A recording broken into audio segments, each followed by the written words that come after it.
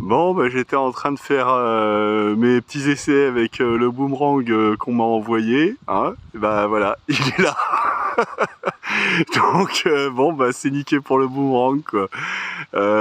J'imagine qu'il va tomber un de ces quatre avec le vent, mais quand, eh ben je sais pas. Ça se trouve, ça fera peut-être un gamin heureux. Bon, j'étais en train d'essayer ça, et puis je voyais qu'en fait c'était un modèle pour droitier. Je suis gaucher. Et donc en fait ça fait qu'avec la main gauche, bah, ils volent tout droit et puis ils s'arrêtent. Et avec la main droite, et bah, ça donne ça. Voilà. Bon. Mais en tout cas merci, c'était vraiment sympa d'avoir passé un petit moment à me fabriquer ce truc là. Je regrette qu'il termine de cette façon. Avec un peu de chance, je le retrouverai s'il veut bien descendre dans les prochains jours.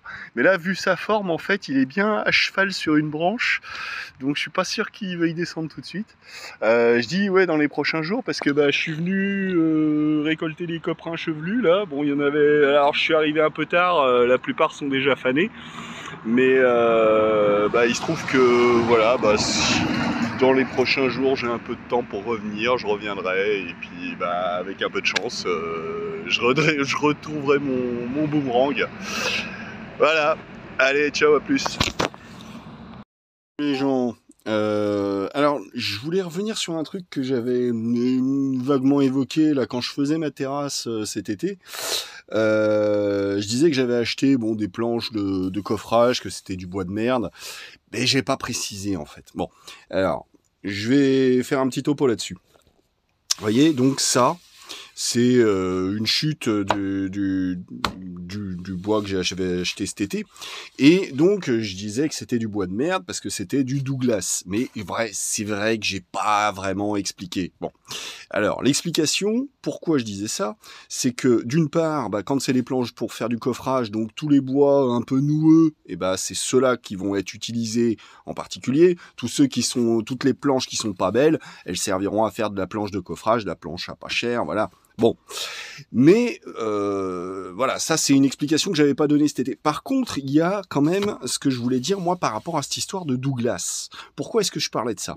Donc le Douglas en soi, c'est pas un mauvais bois, mais alors voilà l'explication, c'est-à-dire que, vous voyez, donc ça, le foncé comme ça, c'est le bois d'hiver. Et en blanc, c'est le bois d'été. Donc bois d'hiver qui pousse lentement.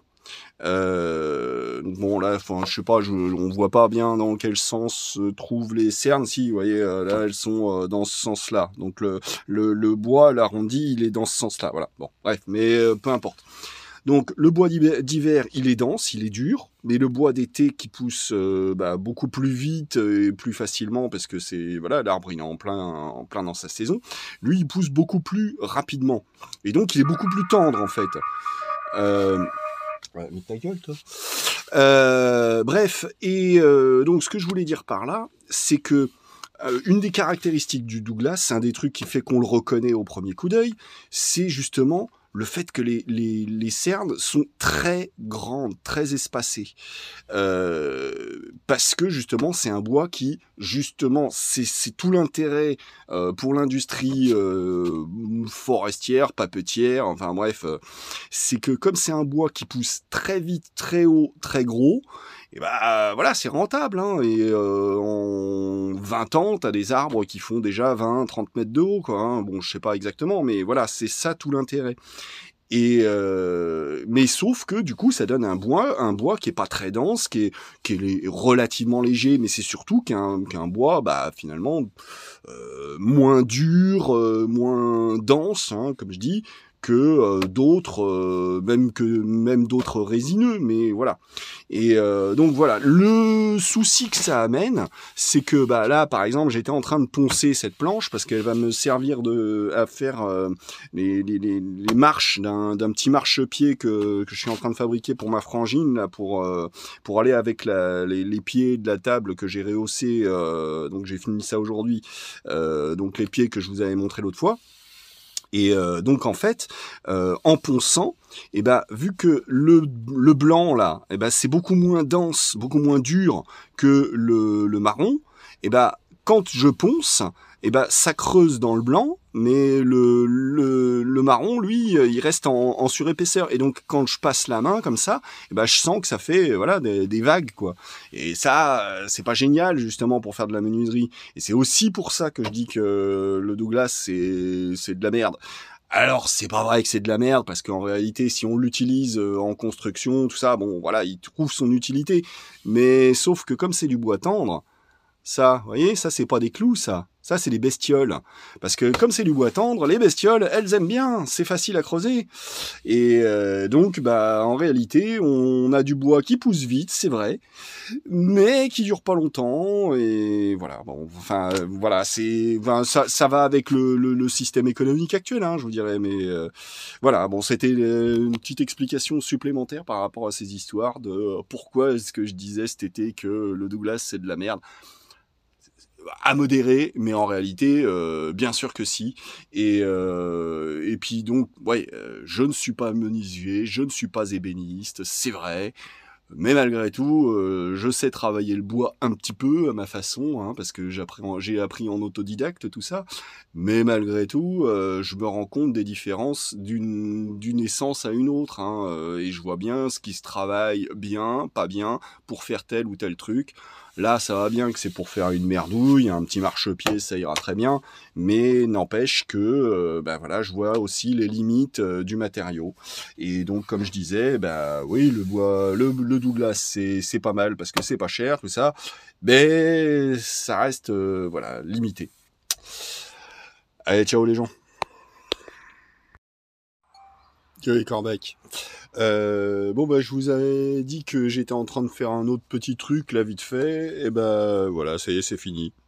Alors en fait, bon bah vous voyez, hein, c'est un petit marchepied pour monter sur la grande table que j'ai fait pour ma frangine là, donc j'avais changé les pieds l'autre fois. Et bah, j'ai fait ce que j'aime bien faire, c'est-à-dire, vous voyez là, ça, et puis bah, les morceaux dans le bas, là, ça c'est de la récup des pieds d'origine. En fait, les pieds d'origine de la table, c'était ça. Et bah, en fait, voilà, comme c'était pas assez haut pour une table, et ben donc j'ai viré ça, j'ai remplacé par des plus grands, et donc il me restait 4 planches sur les bras. Et ben j'ai retaillé des morceaux dedans. Ça, c'est des planches qui me restaient enfin, c'est des morceaux de planches qui me restaient de quand j'ai fait ma terrasse cet été. Et puis voilà, des petits bouts de tasseau en dessous pour fixer le tout. J'ai utilisé des boulons ici pour fixer, en fait, bah, parce qu'il y avait déjà des trous d'origine, hein, dans le morceau, là, voilà, il y avait des trous. Donc bah plutôt que de laisser des trous ou de les boucher, bah j'ai préféré utiliser une fixation avec des boulons. Les autres, c'est juste des vis, mais voilà, bah ça fait propre, ça fait fini. Et le tout en réutilisant des trucs qui existent, voilà, plutôt que de racheter ou je ne sais quoi, voilà. J'aime bien, moi. Je bosse comme ça. Oui, j'ai oublié de préciser, donc bon bah le matériel que j'ai utilisé, pas grand chose, donc une scie circulaire comme ça, avec la petite règle qui va bien pour découper des bandes dans le morceau là. La fraiseuse bah, pour faire les arrondis propres tout le tour des planches là, voilà, parce que faut voilà, qu'on met les pieds dessus et que ça va être pieds nus ou en chaussettes, bon bah faut que ça soit doux. Je l'ai pas fait ici parce que bon, je pourrais éventuellement, mais bon, c'est pas forcément ultra utile. Au pire, je donne peut-être un petit coup de ponçage au bord, vite fait. Bon, non, on va voir comme ça. Je vais le proposer comme ça. Moi, je pense que c'est très bien.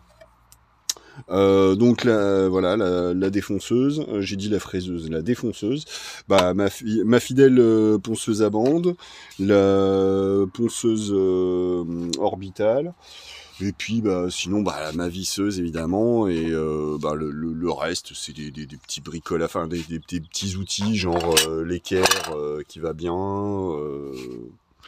un mètre, voilà, des conneries quoi.